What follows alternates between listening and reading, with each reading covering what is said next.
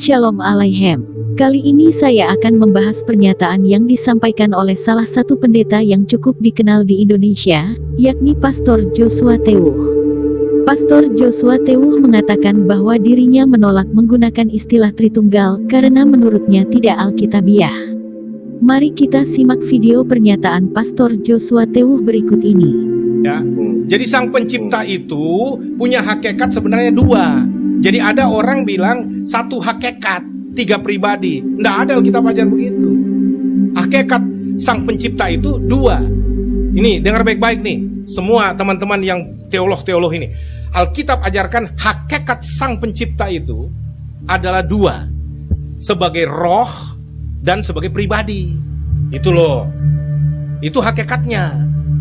Nah, predikat status gelar-gelarnya banyak. Makanya kata kita itu tidak bicara kejamakan pribadi, Pak, tapi kejamakan eksistensi. Jadi dia bukan saja roh, tapi dia juga pribadi.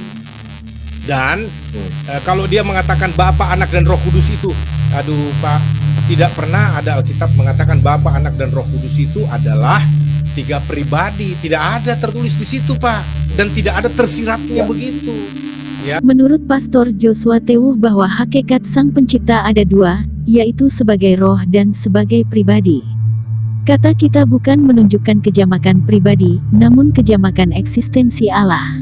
Menurutnya, Alkitab tidak pernah mengatakan bahwa Bapa, Anak, dan Roh Kudus itu adalah tiga pribadi, baik secara tertulis maupun tersirat. Benarkah demikian?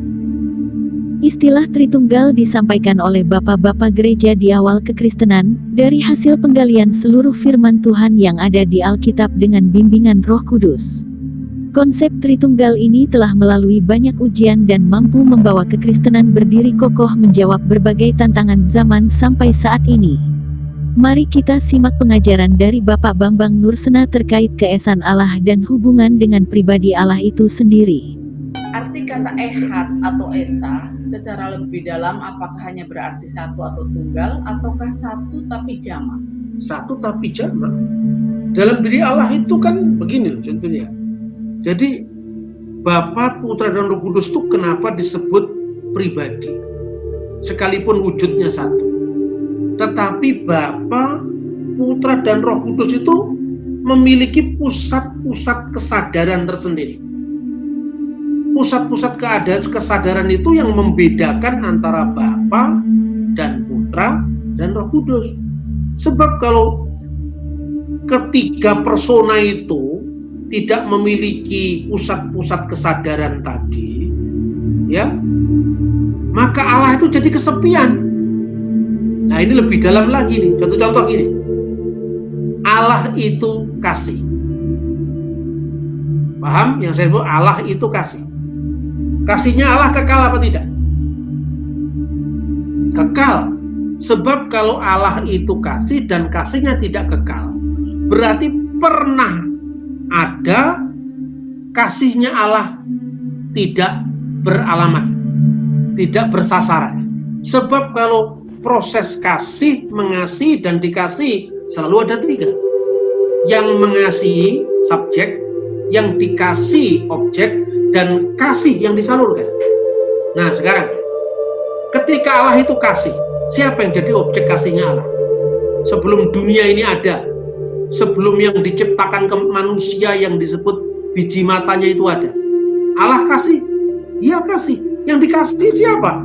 Belum ada ciptaan, belum ada objek yang diciptakan, ya nggak ada.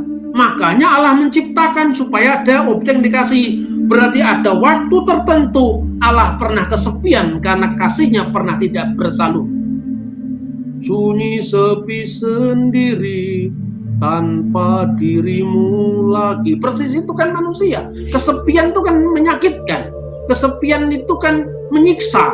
Masa Allah tersiksa karena kesepiannya? Misteri-misteri inilah yang digambarkan dengan konteks ketritunggalan. Makanya Bapa, Putra, dan Roh Kudus itu memiliki pusat-pusat kesadaran sendiri, tapi hanya ada satu wujud. Satu wujud itu yang disebut dengan ousia, yaitu Sang Bapa. Dalam wujud Sang Bapa yang satu tunggal itu ada firman-Nya yang kekal, ada rohnya yang kekal. Makanya disampaikan dengan kata-kata diskresi, non separati, distingsi, non divisi.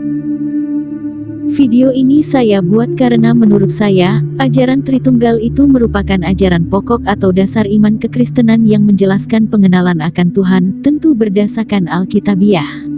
Manusia diciptakan Allah dan diberikan akal dan pikiran untuk bisa membuat pilihan.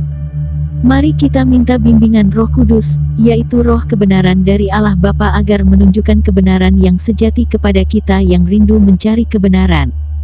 Silahkan tinggalkan komentar Anda dalam kolom komentar. Semoga bermanfaat. Tuhan Yesus penguasa saya dan penguasa dirimu memberkati kita semua.